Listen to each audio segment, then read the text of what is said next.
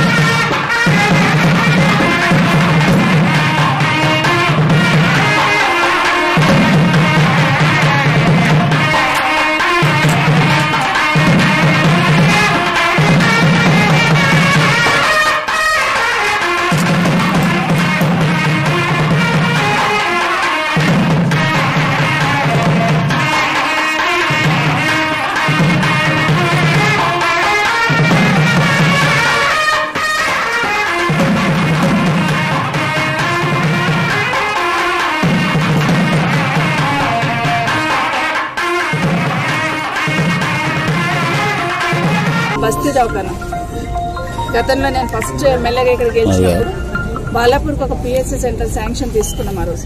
కానీ ఆ రోజు ఉన్న పరిస్థితులలో అసలు బడంపేట, మీర్పేటలో ఒక్క పిహెచ్సి సెంటర్ కూడా లేని పక్షంలో మీర్పేటలో బాలాపూర్ పేరు మీద ఉన్న పిఎస్సి సెంటర్ని అక్కడ షిఫ్ట్ చేయడం జరిగింది.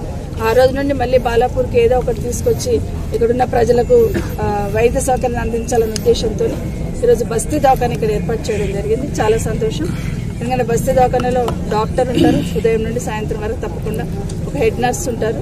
కాబట్టి ఇక్కడ హాస్పిటల్ అందించాల్సిన సేవలన్నీ కూడా ఈ బస్తీ దవాఖానాలు అందడానికి అవకాశం ఉంటుంది. ఫ్రీగా మెడిసిన్స్ ఇవ్వడం కూడా జరుగుతుంది.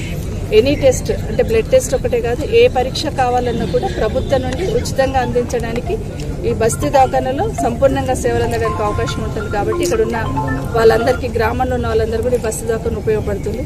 ఇప్పటికే 12 బస్తీ దవాఖానాలు మన నియోజకవర్గానికి వస్తే 11 ఇప్పటికే గ్రౌండ్ అయిపోయినాయి. 11 కూడా సేవలు అందిస్తూ ఉన్నారు.